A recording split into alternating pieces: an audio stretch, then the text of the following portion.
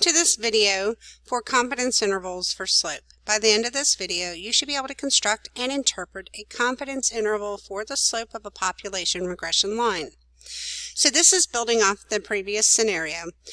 Does seat location matter? And we calculated a line of best fit or a regression line for the predicted score to equal 85.95 minus 1.517 times the rho. So our slope there is negative 1.517. And then the standard error of the slope is 1.33, and that came from that sampling distribution of the 1,000 simulations that was run. So this was from the computer output that was run in the previous lesson. So you would not be calculating that. That's something you would be given.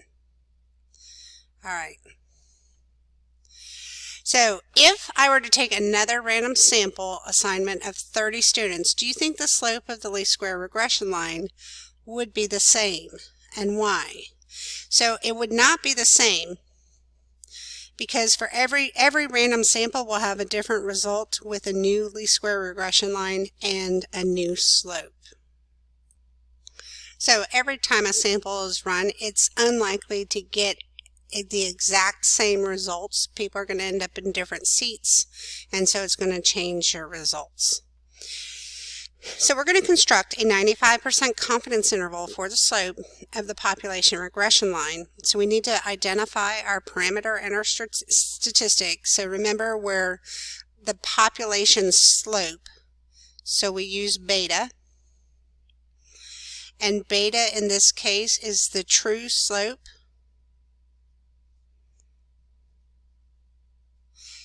of the population least square regression line for, and what are we talking about? We're talking about for the rho, which is our x variable, and the score,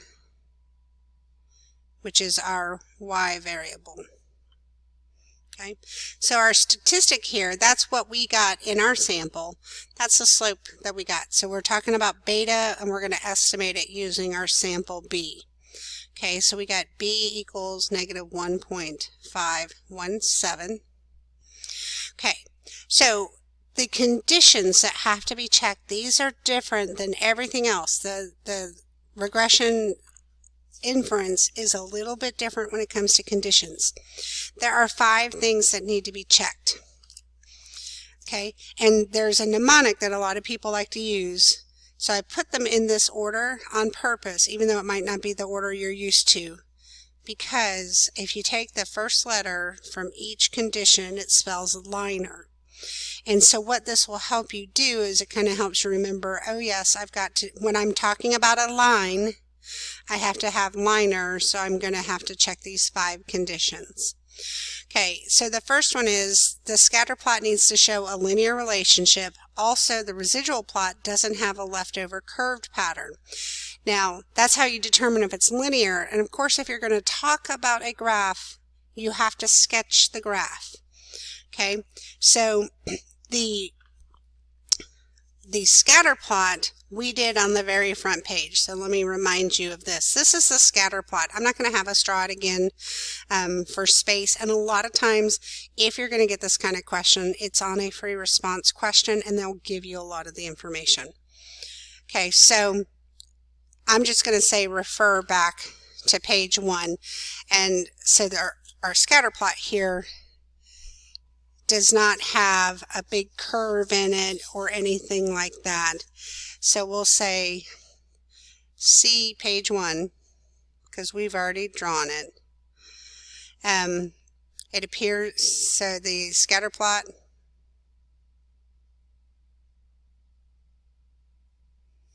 appears linear. It's a little hard to tell because of the way they stack up, because of the people being in the same rows. So shows a linear pattern.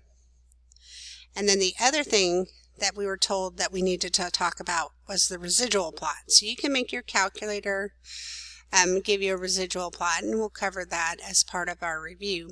But let me show you the residual plot. Since we've already got our data in here, I can have it run our residual plot. So we want to just pause the video and copy this down. Leave enough room because we got one more quick graph that we're going to throw in there. Actually, I'll just move it up. We want both of these graphs. This is the dot plot of the residuals, and this is the residual plot. So copy these down below where we were just talking about the scatter plot, and then come back when you're done. Okay, so we referred to the scatter plot. We had already drawn it, so I didn't have us draw it again. It appears to be linear. Now look at our residual. So the residual, there should not be any curved kind of pattern. These are fairly evenly distributed, so our residual plot shows no pattern.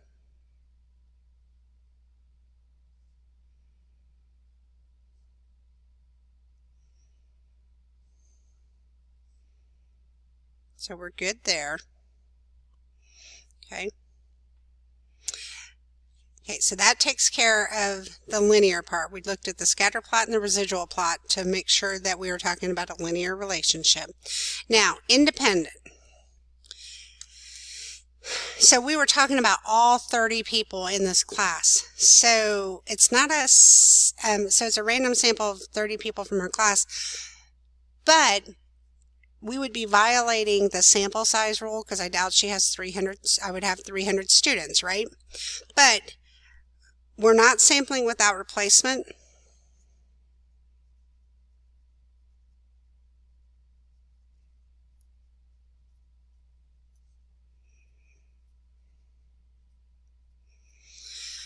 But each observation is independent because they're individual people. So knowing that Bobby had a score of 90 doesn't tell me anything about what Jimmy gets on his score. So we're okay here. Each observation is independent.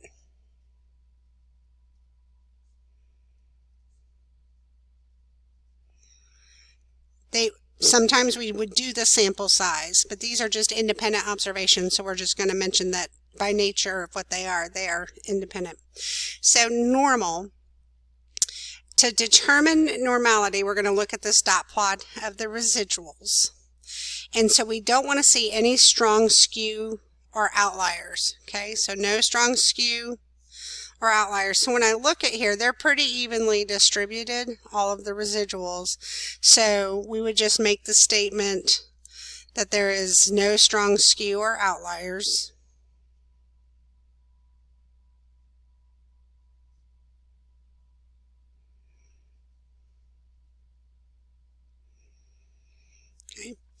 Number 4, the E stands for equal standard deviation. So they want to know, does the residual plot not show a clear sideways Christmas tree pattern, meaning kind of like this up and down jaggedy? It really doesn't. There's kind of an equal distribution of all of the residuals. So what we can say there is the residual plot has similar variability for each X. So our residual plot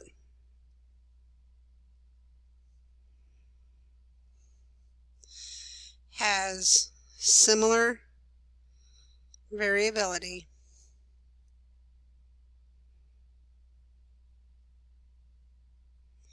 for each X.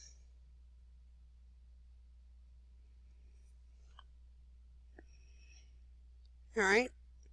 And then the last one is random, which we normally do first, but it's to kind of help you remember all of the things. And so this was a random sample of 30 students.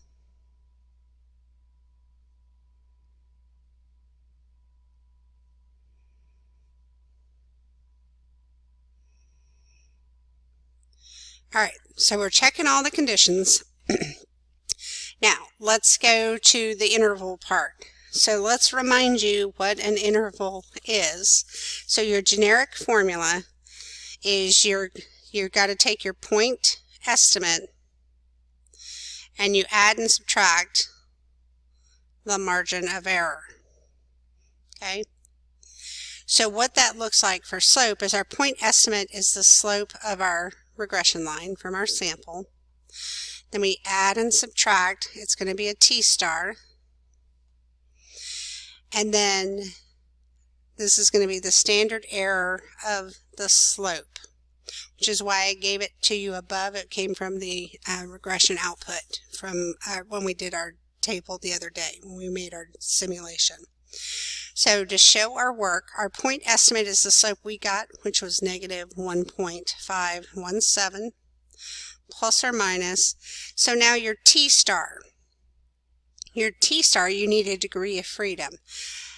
To find your degree of freedom for linear regression, for the regression, it's going to be your sample size minus 2.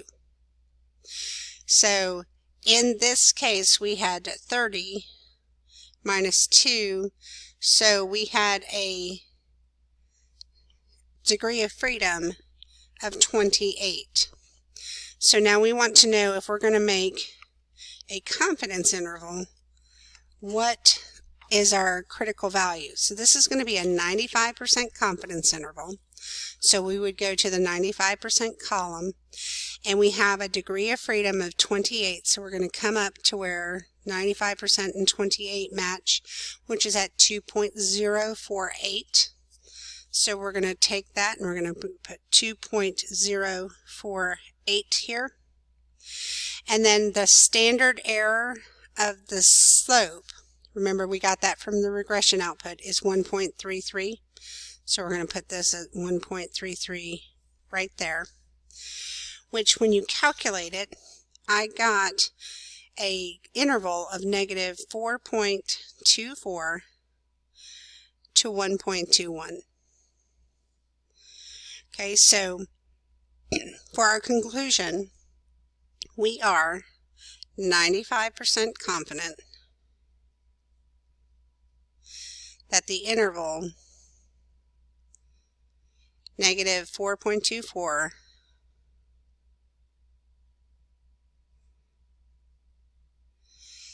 to 1.21 captures the true population least square regression line for, and then this is just coming from when we define B right here. This is what we want to use as our context down here. The true population least square regression line for row X and score Y. Okay, so it's essentially the same, but we're just using the context of the least square regression line. So I do want to make a note here that 0 is captured in the interval. So what that's going to mean is that it's plausible there is no relationship. So it's plausible that seat location and score on the exam has no relationship.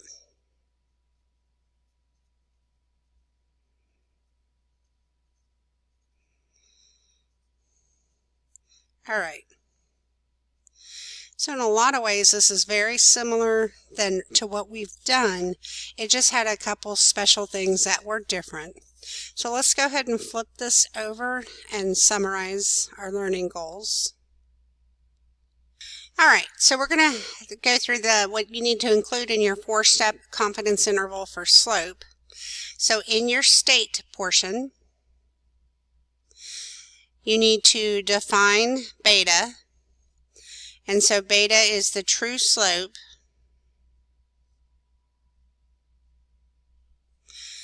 of the population least square regression line for your X and your Y in context. So I'm going to put X context and Y context. Okay, so you'll define it that way every time, and that will be part of your conclusion also, so it's pretty helpful. You also want to name your confidence level.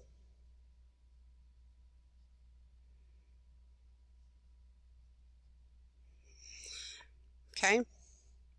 For your plan, this is probably the portion that's had the biggest change to it. Our procedure name, it's a 1 sample. T interval for slope. And you use these 5 things to check. And I'm not going to make you rewrite them all, just see them on the front. Make sure you know those, okay? Then we have our due portion. So for our due portion, you take your point estimate, which is the slope from the sample regression line, and you add and subtract to it your critical value for t times the standard error of the slope. Okay. To get your t star, please remember your degrees of freedom are n-2. That will help you get that. And then your standard error is from the computer output.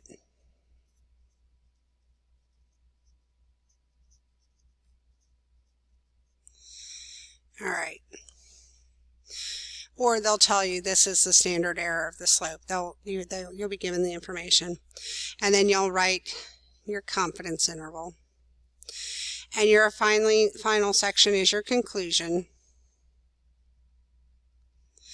And that's, we are blank % confident statement. Okay? All right. So you're going to run a 4-step process on this Check Your Understanding. You have all of the information. So this is a lot more likely how you're going to see this. Is they're going to give you the graphs. So hopefully yours, when you printed it at home, came out a little bit better. Mine printed very light, so you can't even see it. So they're giving you the scatter plot of the weight times the numbers of balloons, so you can see the overall scatter plot. Then they're giving you the residual plot, and then they're giving you the dot plot of the residuals. So you will need to reference all of these as part of your checking your conditions, as part of the liner. Okay. We also have our regression output here, and so remember, if we had to write the equation of the line, the constant is your A value. The one right below it is always your slope. So there's your slope. This is the standard error of the slope right here. That would be the standard error of the y-intercept, which we're never asked. This is your test statistic, your t-score.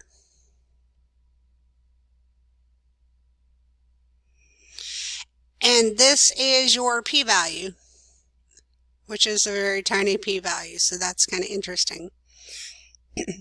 Okay, so you're going to go through and you're going to do the 4 steps here to answer the question and come up with a confidence interval. And you'll end up, make sure you refer to all these things, double check on the front where you should be referring to them. On this one, when you check your independence, actually check the sample size, because these won't be independent observations. They're going to be, it'll have to do with the sample size.